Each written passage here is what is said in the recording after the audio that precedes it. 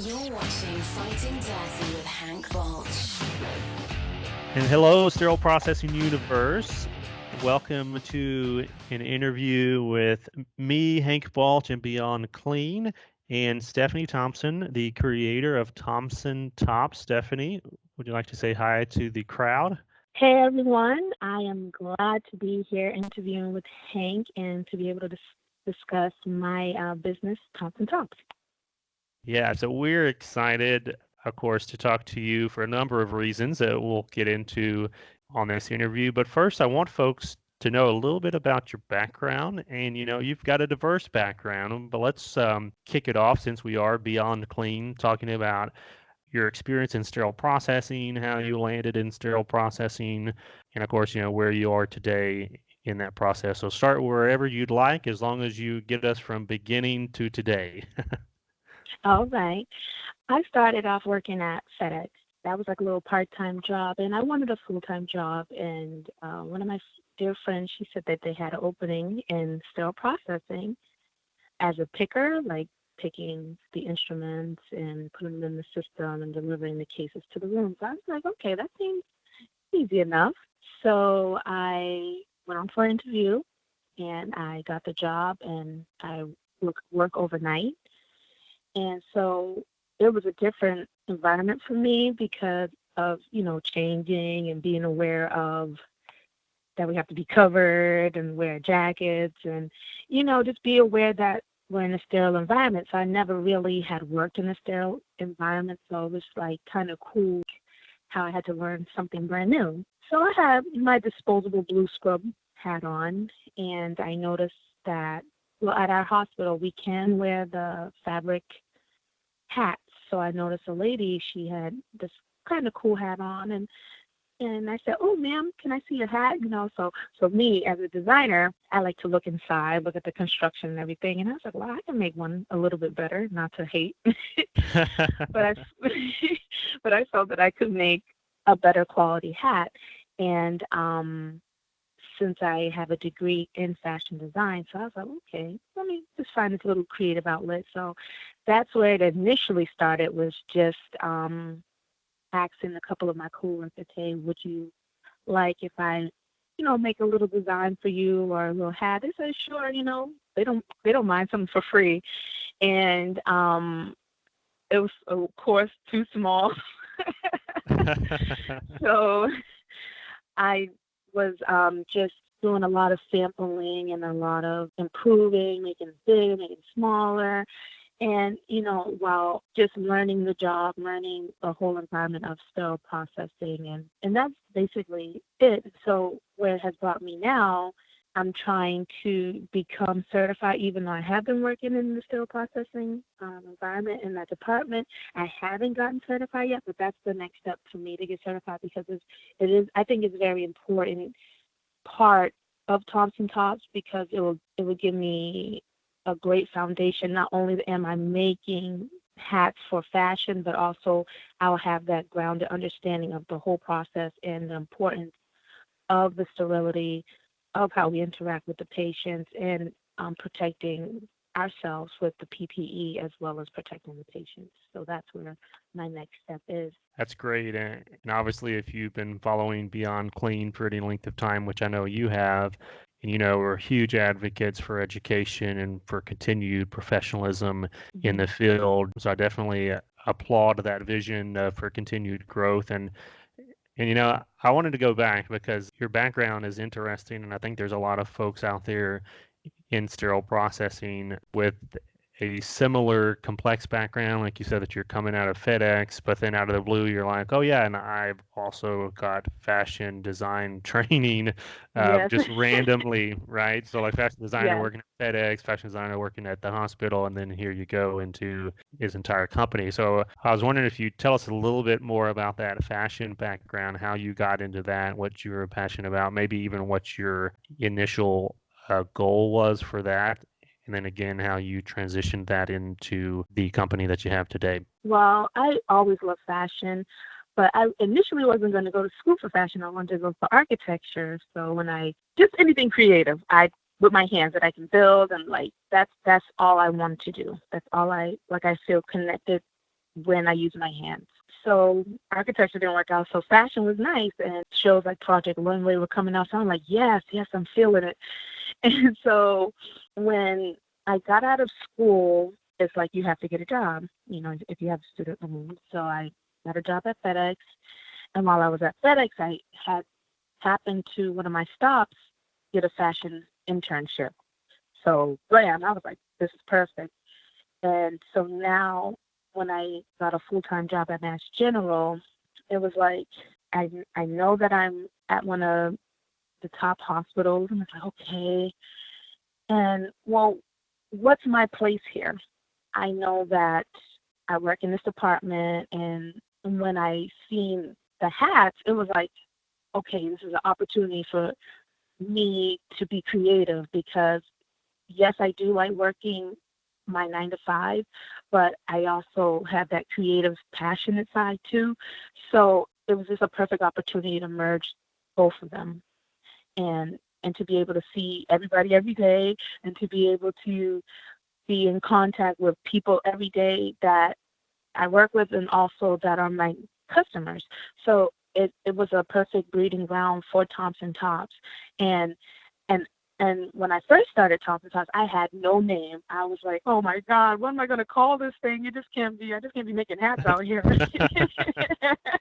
And because if I wanted to make an Instagram or a Facebook, I didn't have any idea. And my mother, she was like, why don't you call it ThomsonTopps? I was like, thank you, bless you so much. And she helped me formulate that name, and just riding with that, and just working through the process, and just seeing how popular it became, and how people kept coming back. And what was good is that the customers really helped me out, and my coworkers really helped me out in the initial phase, because like everything that starts, it's not perfect. And there's a lot of prototypes, and there was a lot of complaints that the hat was too tight, and it was a little bit too small, or maybe you can do this, maybe you can do that. And so I'm a person that loves constructive criticism, and I like to take that and fuel it and to improve. And so that has helped me produce the quality of products that I have now, by people giving their input and then helping me improve my product. And so I'm just so grateful for that. And that's how I use my background in fashion and FedEx or wherever I was, to just, wherever I can make a mark, or just insert that little creativeness that I have into where I am. That's what helps me. And I don't know if you remember the first time that I reached out to you, or even to our first phone call, but I was on Instagram, just looking around at the sterile processing post. And as a media company, in addition to education, we care a lot about, who's on social media, doing anything with sterile processing.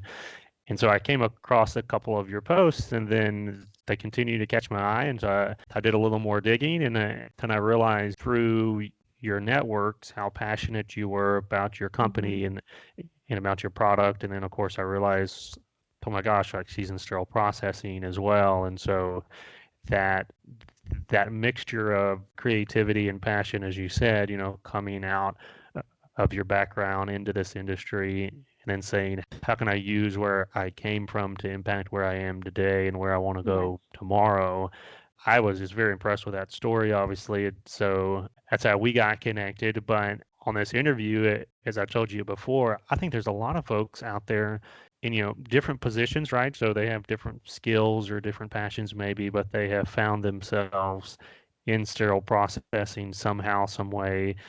And now they're sitting there asking themselves the same question that you ask yourself, like, what am I doing here? And even if this is not my forever home, like you've seen on those like reality TV shows or whatever, can I best give this thing everything that I have to continue to be creative, to stay sharp, to grow, to build that network? And I think your story, just like you told, is a very encouraging one for folks.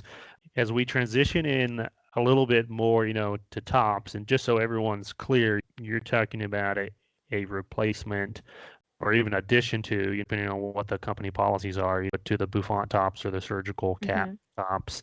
And so could you walk us through just some design. How do these things start? I know, and even if you want to tell the Beyond Clean story, like we're going to get to that here in a second, what's that process from an idea through to the finished product to then getting that on the heads of folks out in the industry? Well, when I first started, I would just go to the store and I would find like, cutesy materials like, florals and things. Us females like to look special. And I just would pick fabrics that would stand out to me, that based on color or the print. And I would just make a whole bunch up and the people would just buy them. So I was like, okay, cool. And then I would start to get more of personal requests, because some people, they don't like all the, the glitz and glam. They just like, a plain hat. So basically I take the fabrics, I go home, I have a specific working space that I use. I don't like going everywhere. I like to lay out the fabric. Before I really even start, I wash my hands. So I don't like put any oils or anything. I always wash my hands. Ever since college, I've always washed my hands because I just like to make everything clean. And even when I'm sewing, I'm cutting the thread, making sure that there's no nippets of thread anywhere, because I even know that in sterile processing that you have to cover your arms so that hair doesn't even get in the trays and such and things. So I always take that into consideration. I always look everything over at least 5 times before I mail off any hat, before I deliver any hat. I put it in their own plastic bags before I deliver to anyone. And I just try to make sure they're as clean as possible and thread-free as possible before I deliver it to any of my customers. And basically, going back to the process, what I like and enjoy about it is that people, they get excited sometimes when they start to work with me, because they're getting something that's unique. And one thing that I found, a new audience that I created that has developed, is the male audience. And so, like, I see other companies, they usually tend to the female customers and don't advertise or make a lot of items for the male consumers, because they're just as important too. And so I would get a lot of special requests from the guys, and they would just be kind of like their breath and their jaws dropping, like, wow, you made this. I'm like, yeah, I can do it. I can do anything, Mm-hmm. So I just like pushing it to like the next limit.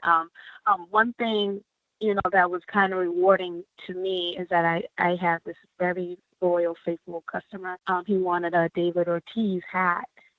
So he's like, do whatever you want. I said, all right, I'm going to do it. So I made this specific custom David Ortiz hat. And just recently, last year, I got a picture on Instagram. And I was like, what's this? So I clicked on it, and it was a picture of David Ortiz from the Red Sox taking a picture with my David Ortiz custom scrub hat. And I was like, this is awesome, So even though I did it beforehand, it was just out of my passion and trying to do the best I can to over-deliver in design and in the product for the consumer, and to actually have it take a picture with the hat that it was inspired by, the person that it was inspired by, was really rewarding to me, and it's on my Instagram, and that was just a little token that, that you're doing a good job, Stephanie. Even if it's not, on the grand scale yet, those little moments, and even just seeing people that I work with wear my hats every day, is the reward for me. And also linking up with you, Hank, as you said, how you saw me in my post and how you reached out to me, that was a reward as well. I don't know who said this first, but I say this often in my own personal and professional life. It just takes one man or woman on a mission to change the world, right? It's not like we have this idea, then unless you're part of a huge company or unless you've got all these things or all this thing. No, like, it just takes a person on a mission.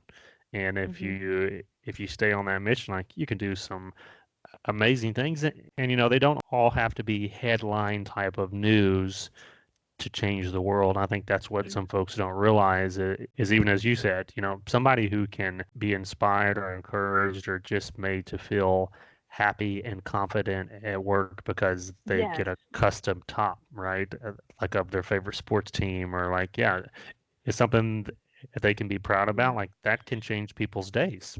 And it's just that little piece of personalization because, I mean, we know working in that field, it's you change into a scrub, you wear the specific shoes or the shoe covers, everything's, solid and brandless, you're just looking like everyone else. So just that little piece that people can stand out. And I have a very dear friend of mine. He does missions and for the cleft palate surgeries in Colombia. Okay. Yep. And so when he goes over to assist, he wears my hats. And I said, all right, man, give me some pictures, okay? And so he has like the Avengers and, all the specific special hats that I've made for him. And he said that the children, they look at hats and they're like happy and they're pointing out. So just it makes part of the patient care more engaging. And we know that surgeries are nerve-wracking and, everybody doesn't want to go in. It's uneasy, but just the fact that can help a child in recovery or pre-op just to look at the hat and have the person interact with the patient and it's a happier occasion, I'm down for that. And I'm just happy to be a part of that. If anything that ThomsonTopps can do to ease the process of that while, providing protective care for my customers, it's just a win-win. Well, something else that we're very passionate about through our company and our networks is promoting mentorship and just giving credit to folks who have got us to where we are today. And I know you referenced earlier in the show the impact that your mother had on just naming the company, which is an important step, right? And so I was wondering if you could talk about any other folks who maybe encourage you in your sterile processing career and or in becoming a small business owner as well. Like you said, my mom, she's very instrumental, but my dad as well, I see him get up every day and go to work for himself for the majority of my life. So we know that when you have that entrepreneurial life, some days are good, some days are slow, some days are fruitful, some days aren't, some days you don't get anything. And to see him go through that process and to be able to provide for us, it eased my perception of that it's not so bad, going into business for yourself as long as you're doing what you love and are passionate about and it's bringing in some money. So that has helped me as far as a foundation. As far as my SPD endeavors, I have a supervisor. His name is Eustace James, and he's one of the most knowledgeable people that I know in my department, and a lot of people call on him, and I admire his work ethic. He has all the certifications for the healthcare, the leadership, and the instrument specialist. Like, he has all of them, and I'm like, wow, that's cool. And he's a very humble person. He's willing to answer every question. He's willing to say, hey, I said, hey, Eustace, we need these rongers, and we don't have any. He said, well, use this kit as a substitute. So being around a person like that, that's available to help you and to help you learn, he's always encouraged me to get my certification, that any time that I have to really dedicate some time and to get certification. Because it will only just make me better in my processing and really understanding everything as far as how the whole SPD works. I mean, I do work in the department, but, I haven't handled bios and things like that. And I've seen decontam and, all those different assets to actually, really get and study. And in the book, I'll be able to have a broader knowledge and an even greater respect for what people in sterile processing do. And even you, Hank, I mean, I looked at your resume, I'm like, wow, this guy's amazing. He's the director of this, and he's doing podcasts. Even you're a great example of how you can be a director of these things. And then now you're a mentor, you're educating people, you're encouraging people. And I mean, you encouraged me, and I'm like, well, this guy's creative too. He got a podcast. And I'm like, wow, I want a podcast, But I mean, you're inspirational as well, Hank, and you're very informative, and I like the way how you present your information. I see that your information is more captivating, and I read and I'm learning, and it's sort of like it encourages me to be more educated. And I even have gone to fabric conventions this past week to educate myself even more about what companies are doing with fabrics and things as such. And I'm just so excited that in that same vein of educating myself. Yeah, that's great. Well, I'll pay you the money that I promised for that great shout out. um, no, but I'm truly humbled and honored, to have that impact. But I wanted to echo what you said and maybe even go a little bit deeper for the impact of good supervisors. We talk so much about managers and directors and of course those folks, they have a lot of impact, but man, nothing makes a great department flow from day to day better than a great supervisor. They get to know their people, they get to know the processes, and they're really the ones that carry us from shift to shift and from day to day. And I don't think supervisors in particular get enough credit. So I love that you brought that up and that you gave that shout out. And I just really appreciate your time today. I want to close us out here, though, because I know we're going to have a lot of folks listening who this may be the first time that they've heard of you in a company. They may not even know that you're also making these tops for Beyond Clean as well. So now, they're sitting there and they're convinced and they're like, okay, guys, just come on, tell me where to go, tell me what to buy, tell me how I can make this happen, and I can share, your passion in my own hospital. So where do they go to find you, to contact you, and how do they get some of these for themselves? You can go to my website, which is www.ThomsonTopps.com. Tops with 2 P's, just know that. And I'm also on Instagram under Thomson Tops. Facebook is Thomson Tops as well. And you can leave a message on the site if you want to get in contact with me. My number is there. And I'm going to leave a direct message or DM on Instagram. I'm always available to answer any questions, or if you have any designs that you want to try out, and I'll just let you know that if we can do that for you. And I look forward to hearing from you. And just check out our site today and browse the fabrics. I'm sure that you'll find something. And also check out the special collaborative hats that we're making with Beyond Clean, and you'll like those as well. Awesome. And we'll put a link to your website and other things in the show notes for this episode as well. And just so folks, if you're Googling around out there, it's Thomson with no P and Tops with 2 P's. Okay, so that's how I keep it straight. I know, All it's right. a little difficult. Hey, Stephanie, thank you so much again for your time today. This has been a fantastic interview, and I'm super excited for folks to hear it out in our audience. I'm excited as well. Thank you for having me.